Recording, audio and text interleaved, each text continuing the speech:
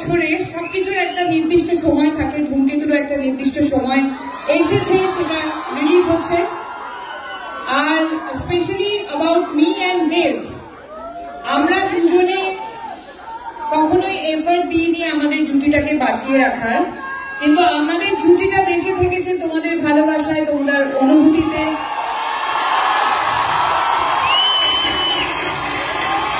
তোমাদের কান্নায়, তোমাদের হাসিতে, তোমাদের রাগে, তোমাদের সমস্ত অনুভূতিতে আমরা থেকেছি। তার জন্য অনেক অনেক অনেক ধন্যবাদ। Thank you.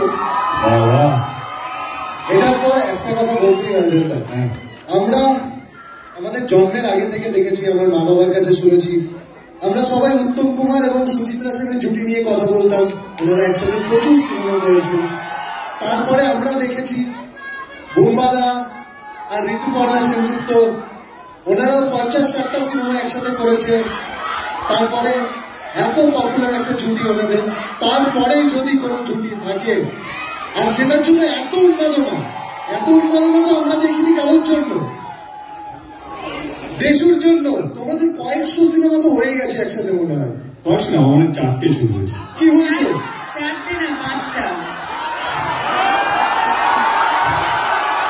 আমি জাস্ট দেখছিলাম তোমার মনে আছে কি। আসলে 5টা না, 6টা। ধূমকেতুকে ভুলে যাবো।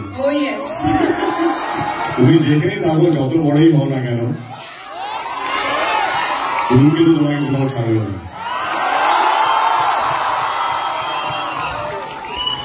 এবার প্লিজ তোমরা বসো। আমার কোন profile, left or right? Right.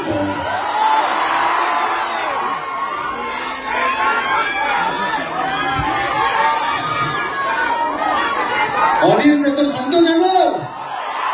শান্ত থাকলে হবে না, আমার আওয়াজ যেন শোনা না যায়, ঠিক আছে? আমি অডিয়েন্সদের থেকে প্রচুর প্রশ্ন পেয়েছি, সেগুলো থেকে আমি নিজে কিছু প্রশ্ন বানিয়েছি।